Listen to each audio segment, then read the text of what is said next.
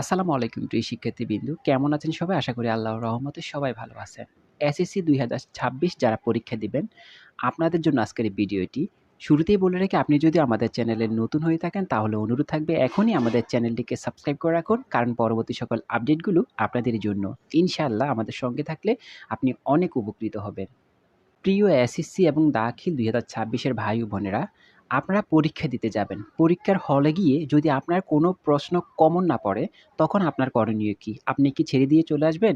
নাকি প্রশ্নটার অ্যান্সার করে আসবেন? কিভাবে অ্যান্সার করবেন বা ছেড়ে দিয়ে চলে আসবেন কিনা, সে তথ্যগুলি নিয়ে আলোচনা করব। ইনশাআল্লাহ ভিডিওটি সম্পূর্ণ দেখেন, আপনার অনেক উপকার হবে। দেখেন, আমরা কয়েকটা উদাহরণ দেওয়ার জন্য কয়েকটা বিষয় নিয়ে আলোচনা করব ইনশাআল্লাহ। ধরেন ইংরেজির ব্যাপারে যদি দেখেন আপনার একটা প্যারাগ্রাফ আসলো, এই প্যারাগ্রাফ কি আপনার কমন পড়ে নাই। এখন আপনি কি করবেন? কমনই পড়ে না, আপনি লিখতে পারতেছেন না। এই প্যারাগ্রাফ আপনি পড়েন না কোনো সময়। তখন আপনি কি করবেন? আপনার করণীয় কি? দেখেন, আমি আপনাদেরকে যে শর্টকাট টেকনিকটা বলে দিচ্ছি, এই জিনিসটা যদি আপনি ফলো করতে পারেন, ইনশাআল্লাহ আপনি ভালো একটা মার্ক করে আসতে পারবেন, ইনশাআল্লাহ পরীক্ষা ভালো করতে পারবেন। ধরেন প্যারাগ্রাফ কমন পড়ে নাই, কিন্তু এটাও লেখার ওয়ে আছে। আমরা আপনাদেরকে অলরেডি জানিয়ে দিয়েছি, আপনি নিজেও পারবেন, আপনি নিজেই পারবেন এগুলো বের করতে। প্রত্যেকটা বিষয়ের প্রতি একটা শর্টকাট টেকনিক আছে। সেটা হচ্ছে দেখেন, প্যারাগ্রাফের ভিতরে ৩ টা প্যারাগ্রাফ আছে। আমি অলরেডি আমার ভিডিওতে বলেছিলাম বা দিয়েছি আমি এগুলো সাজেশনের মধ্যে। ধরেন ব্যাড সাইড থেকে একটা প্যারাগ্রাফ আছে। এটা আপনারা অনেক আগেই জানেন, নতুন করে আবার জানিয়ে দিলাম। আর গুড সাইডের একটা প্যারাগ্রাফ আছে, সায়েন্সের একটা প্যারাগ্রাফ আছে। এখন আপনি যদি এই কষ্ট করে এই প্যারাগ্রাফগুলো যদি একটু শিখে রাখতে পারেন, তাহলে আপনার জীবনে কোনো প্যারাগ্রাফ, কোনো কিছু কমন পড়ে নাই, এরকম যদি কমন নাও পড়ে আপনি অ্যান্সার করতে পারবেন।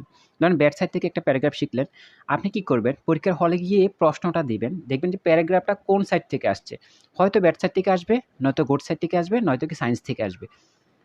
তো এই ৩ টা মাধ্যম থেকে যেকোনো একটা থেকে তো আসবেই। যদি এই ৩ টা মাধ্যম থেকে আপনি এটা বুঝতেই পারেন যে এটা গোট সাইড থেকে আসছে, তাহলে গোট সাইডে যে প্যারাগ্রাফটা লেখাইছিলাম আপনাদেরকে শিখাইছিলাম, ওই গোট সাইডের প্যারাগ্রাফটা আপনারা ওইখানে দিয়ে দিবেন।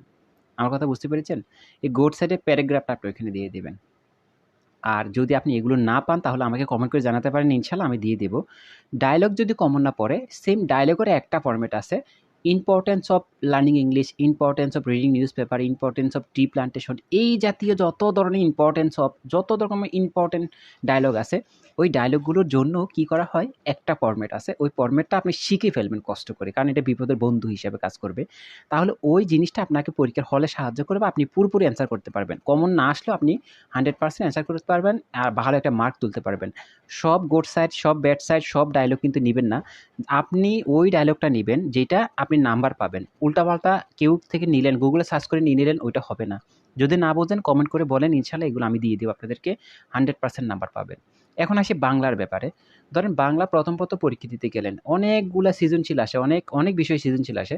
আপনার সৃজনশীল কমনই পড়ে না, আপনি কি করবেন? ভাই পরীক্ষা দিতে গেছেন, লাস্ট পরীক্ষা।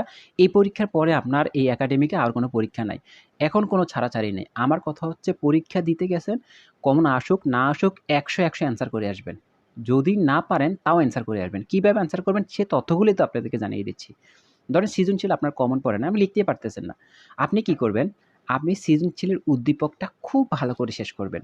সৃজনশীলে ক আর খ নাম্বার কিন্তু কমন পড়ে ভাই। যেভাবে পড়েন আপনি কিন্তু কমন পড়বে ইনশাআল্লাহ।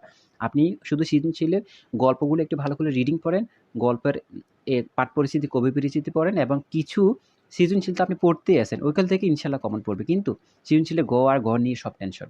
এখন সৃজনশীলের গ নাম্বার এবং ঘ নাম্বার নিয়ে আপনি কি করবেন? উদ্দীপকটা ভালো করে পড়বেন। এখন উদ্দীপকের সাথে গল্পের যে মিলটা আছে, ওই মিলটা খুঁজে বার করবেন। এখন আপনি গল্প তো আপনিই পড়েছেন। উদ্দীপকটা পড়ে উদ্দীপকের সাথে গল্পের চরিত্রের যে মিল আছে, ওই মিল নিয়ে আপনি কি করবেন? এই সৃজনশীলগুলো সুন্দর করে উদ্দীপকের সাথে বানিয়ে লিখে আসবেন। কিন্তু ছাড়াছাড়ি নাই। উদ্দীপক সরাসরি উঠায় দিবেন না।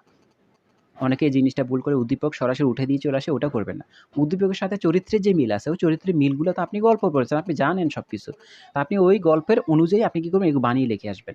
তবে চেষ্টা করবেন গ নাম্বারের জন্য ৩ পারা দেওয়ার চেষ্টা করবেন। একটা সৃজনশীল ৩ পারায় লেখার চেষ্টা করবেন। ১ পারা লিখলেন, ২-৩ লাইন ৪ লাইন লিখে আপনি কি করলেন? স্টপ করে নতুন করে আরেকটা প্যারা শুরু করলেন যাতে বোঝা যায় এটা প্যারা। বানিয়ে লেখেন, কোনো সমস্যা নেই, কিন্তু ফরম্যাটটা যাতে ঠিক থাকে। ঘ নাম্বার যখন লিখবেন তখন ৪ পারা করবেন। আর বারবার বলতেছি, আপনি যদি না বুঝেন, আপনি যদি না পারেন অবশ্যই গল্পগুলো ভালো করে রিডিং পড়ে যাবেন। প্রত্যেকটা গল্প অন্তত রিডিং পড়ে যাবেন যাতে এটা থেকে আপনি বানিয়ে লিখতে পারেন। আশা করি বুঝতে পেরেছেন। তবে যদি কোনো প্রশ্ন যদি কমন না পড়ে বা ছাড়াছাড়ি নাই, আমি বারবার একটা কথা বলি, যত যাই হয়ে যাক কিন্তু প্রশ্ন ছাড়া যাবে না। ১ এর অ্যান্সার পর্যন্ত ছাড়া যাবে না। ধরেন উদাহরণস্বরূপ আপনি ১০ টা অ্যান্সার ছাড়িয়ে দিয়ে চলে আসলেন। আপনি যদি ১০ টা অ্যান্সার যদি আপনি করে আসতেন, ধরেন আপনি সৃজনশীলের কথা বলি। আপনি একটা সৃজনশীল, আপনি ধরেন একটা সৃজনশীল দিয়ে আসতে পারতেন, বানিয়ে দিয়ে আসতে পারতেন। আপনি এটা লিখতে পারতেন। আপনি জানেন যে এটা হবে না। আপনি এটা কি করবেন, আমি যে ফরম্যাটে বলছি ওই ফরম্যাটে আপনি দিয়ে আসলেন। এখন আপনি যদি এটা দিয়ে আসেন তাহলে ১০ নাম্বারের মধ্যে কি আপনি ২ নাম্বারও পাবেন না? অবশ্যই ২ নাম্বার পাবেন। আপনি যদি এভাবে আমি যেভাবে বলছি এভাবে লিখে আসেন এখান থেকে একটা কম করে হলেও ৬, ৭, ৮ নাম্বার পাবেন। তা আপনি যদি এখান থেকে ২ টা নাম্বারও পান, দেখা যাচ্ছে আপনি একটা সাবজেক্টে আপনি ২১ পালেন, ২১ সৃজনশীলে ২১ পেলেন। ২১ এর মধ্যে আপনি যদি ২ নাম্বারও পান তাহলেও তো আপনি পাস করতে পারবেন। আপনি ৭৮ পেলেন, ২ নাম্বার পেলে আপনি ৮০ পেয়ে এ প্লাস পাবেন। এই যে ২ টা নাম্বার, ২ টা নাম্বার পরীক্ষার জন্য কতটা গুরুত্বপূর্ণ, যারা ১ নাম্বারের জন্য ফেল করে তারাই বুঝতে পারবে। এজন্য বলছি কোনো ছাড়াছাড়ি নাই। যত কিছু আসুক একবারে না পারলে আপনি কি করবেন, বানিয়ে লিখে চলে আসবেন। বানিয়ে লিখে খাতা ফুল করে সুন্দর করে ফরম্যাট অনুযায়ী লিখে চলে আসবেন। আর ইনশাআল্লাহ এভাবে যদি আপনি করতে পারেন, আপনি একটা ভালো মার্ক করতে পারবেন। এমসিকিউর ব্যাপারে আমি আপনাদেরকে পরবর্তী ভিডিওয় বলে দেব। ইনশাআল্লাহ আমাদের দেওয়া এই তথ্যগুলো যদি আপনি মাথায় রাখতে পারেন, আপনি কিন্তু পরীক্ষায় ভালো একটা ফলাফল করতে পারবেন ইনশাআল্লাহ। পরীক্ষায় সব কমন পড়তে হয় না ভাই। ইংরেজি ফার্স্ট পেপার আছে, ইংরেজি ফার্স্ট পেপারে কমন না পড়লেও কিন্তু মেক্সিমাম অ্যান্সার করা যায়। তো এই সিস্টেমগুলো আমরা কেউই জানি না। এই সিস্টেমগুলো আমাদেরকে বলেও না অনেকে। যাই হোক, আমাদের সঙ্গে থাকেন। আমরা পরবর্তী ভিডিওতে আপনাদেরকে এমসিকিউর ব্যাপারে বলে দেব ইনশাআল্লাহ। প্রত্যেকটা এমসিকিউর ব্যাপারে আপনারা একটা ভালো একটা জ্ঞান পাবেন। ইনশাআল্লাহ এমসিকিউ অ্যান্সার করতে পারবেন। ভালো থাকবেন, আমাদের সঙ্গেই থাকবেন। ভিডিওতে যদি আপনার একটু উপকার আসে, অবশ্যই আমাদের চ্যানেলটিকে সাবস্ক্রাইব করে রাখবেন। আর আপনার কাছে যদি ওই প্যারাগ্রাফগুলো না থাকে, ওই ডায়ালগগুলো না থাকলে, ওই সিস্টেমগুলো কোনো কিছু না থাকে তাহলে জানাবেন। ইনশাআল্লাহ আমরা আপনাদেরকে সাপ্লাই করার চেষ্টা করব। ভালো থাকবেন। অবশ্যই চ্যানেলটাকে সাবস্ক্রাইব করে রাখবেন। আপনার যদি উপকারে আসে আরকি। আর আপনার যদি মূল্যবান কোনো মতামত থাকে কমেন্ট করে জানাতে পারেন। ইনশাআল্লাহ কমেন্টে রিপ্লাই দেওয়ার চেষ্টা করব। ভালো থাকবেন, সুস্থ থাকবেন, আমাদের সঙ্গেই থাকবেন। আসসালামু আলাইকুম।